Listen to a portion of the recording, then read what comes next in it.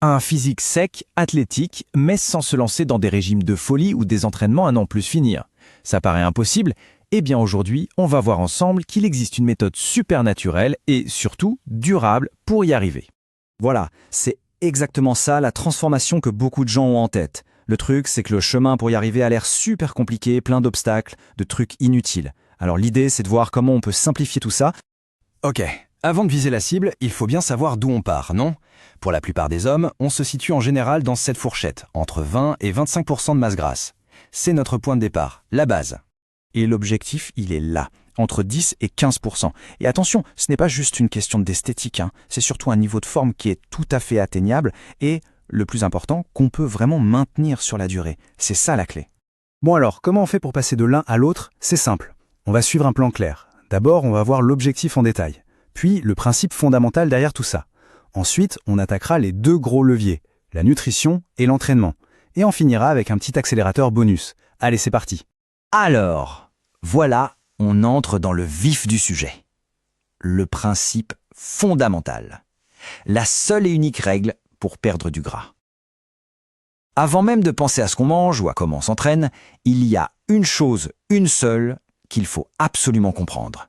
Et ce secret, c'est ça, le déficit calorique. C'est pas de la magie, c'est de la physique, purement et simplement. Pour que le corps puise dans ses réserves de graisse, il faut lui donner un peu moins d'énergie, donc de calories, qu'il n'en dépense. C'est la base de tout. Autrement dit, il faut manger moins de calories qu'on en brûle. L'équation est simple sur le papier. Mais attention, simple ne veut pas dire qu'il faut s'affamer, loin de là. La stratégie est beaucoup plus fine que ça. Passons donc au premier gros levier, la nutrition, la fondation de notre physique. On va voir comment, avec quelques habitudes toutes simples, on peut créer ce fameux déficit calorique sans même avoir l'impression de faire un régime. En fait, tout repose sur deux points essentiels. D'un côté, éviter la malbouffe, facile à dire, mais c'est crucial, et de l'autre, se concentrer sur de vrais repas, des repas qui tiennent au corps, qui rassasisent vraiment. Et ça soulève une question super importante. Qu'est-ce qui fait qu'on se sent calé plus longtemps après un repas?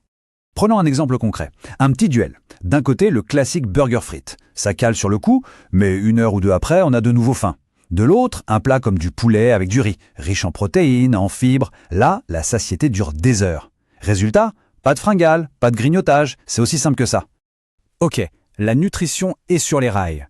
Passons au deuxième levier pour vraiment accélérer les choses, l'entraînement. Le but ici, c'est de construire du muscle et bien sûr de brûler plus de calories. Et là, ce graphique est super intéressant. Il compare la dépense calorique sur 30 minutes. Regardez, une séance de musculation classique, c'est environ 180 calories. Une séance de calisthenics, ou poids du corps, on monte à 240. C'est une sacrée différence. Mais alors pourquoi?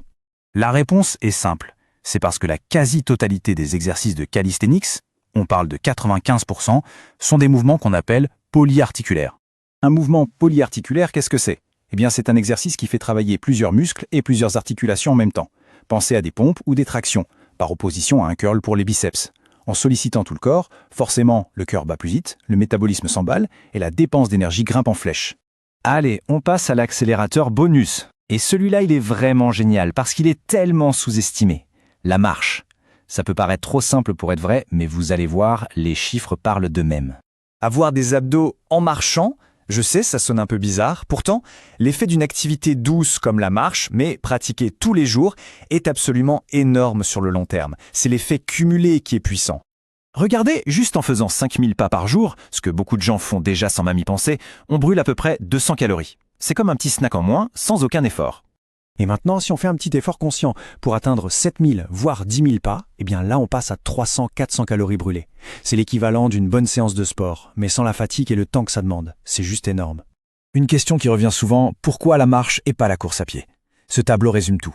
La marche préserve le muscle, ce qui est crucial pour avoir un physique dessiné. Elle ne stresse pas le corps comme la course peut le faire. Et la récupération est super rapide, ce qui veut dire qu'on peut en faire tous les jours, sans problème. Bon, récapitulons. La stratégie durable, elle tient en 4 points. 1. Manger de vrais repas qui calent. 2. Limiter au maximum la malbouffe et les boissons sucrées. 3. S'entraîner en calisthenics quelques fois par semaine. Et 4. Marcher entre 7000 et 10 000 pas par jour. Voilà, c'est le combo parfait pour viser ces 10-15% de masse grasse de manière saine et durable.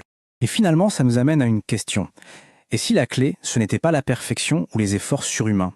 Et si c'était tout simplement la régularité? Des petites habitudes simples, mais tenues jour après jour.